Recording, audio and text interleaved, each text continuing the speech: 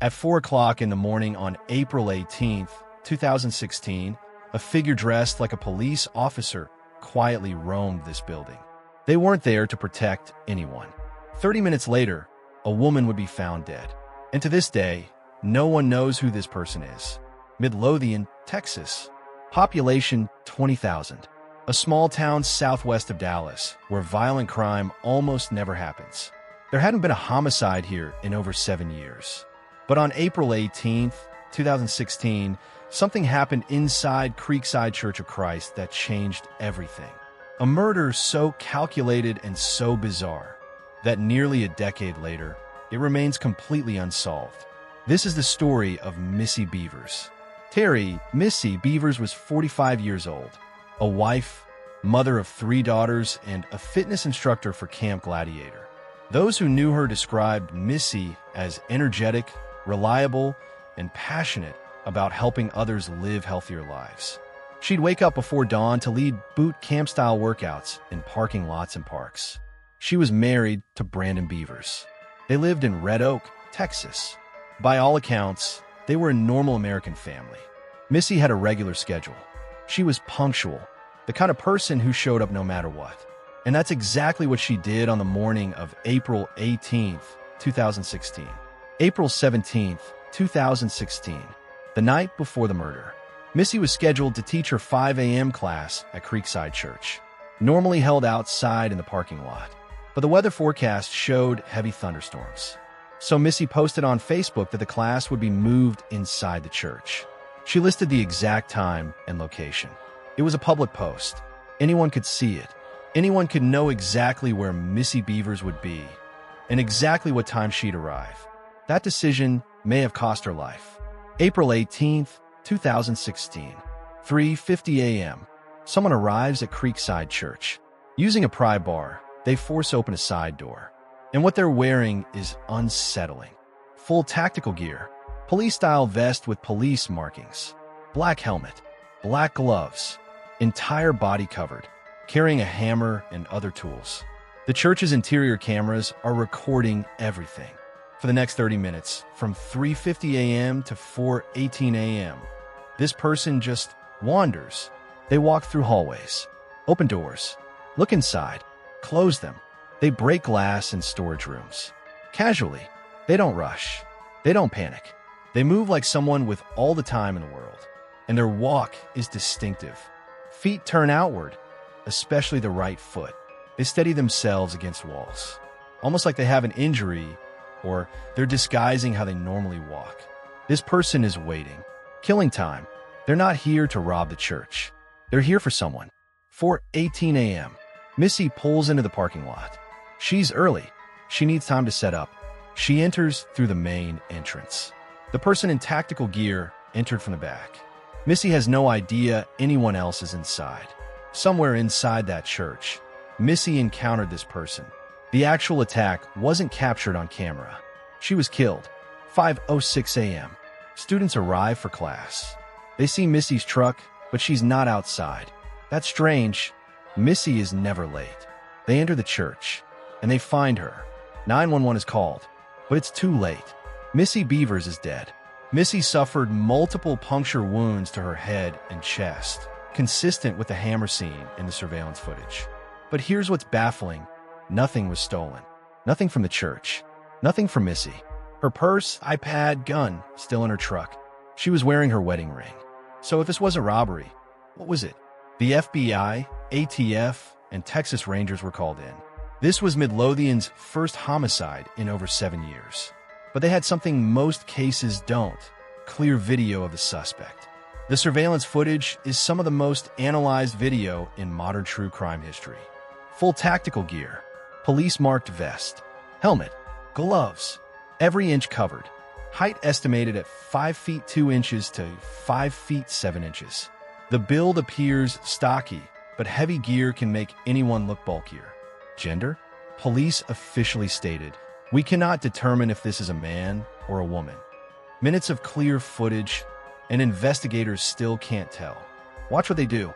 They walk casually, try doors, break windows. The glass shatters, but they don't flinch. At one point, they test the weight of the hammer. They walk directly past cameras, close enough to see gear details, but not close enough to identify anything. Like they know exactly where the cameras are. This isn't panic.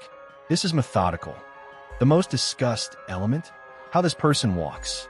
Feet turn outward, especially the right foot. It's pronounced, distinctive. They steady themselves against walls. Forensic podiatrists analyzed this. Some believed it suggested a female suspect. Women's pelvic structure can cause outward turned feet. Others argued it could be a man with an injury, or someone is deliberately faking their walk, or simply heavy, ill-fitting boots. The internet became obsessed. Amateur sleuths compared it to everyone, ruined innocent lives with false accusations. But no one has definitively matched this walk to any known person. This footage tells us: 1. They knew the church layout or took time to learn it. 2. They weren't there to rob. Nothing searched for. 3. They arrived before Missy. They waited. Premeditation. 4. Extraordinary lengths to conceal identity. 5. They were calm. Not nervous. Not rushed. This was planned. Most believe Missy was the intended target. The night before, Missy posted publicly where she'd be and when. Someone could have used that information. The suspect arrived early. Waited. When Missy showed up, they were ready. Nothing stolen. This was about Missy. Her husband, Brandon, believed she was targeted. But why? Missy had no known enemies. No threats. No stalkers. No violent conflicts.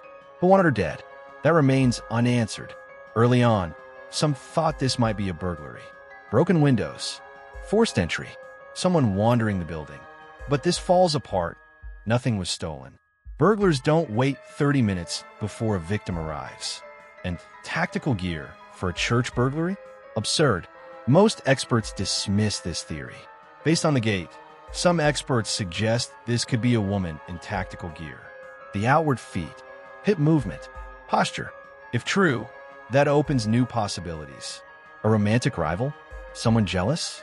But it's based almost entirely on inconclusive gait analysis. A man with an injury could walk this way.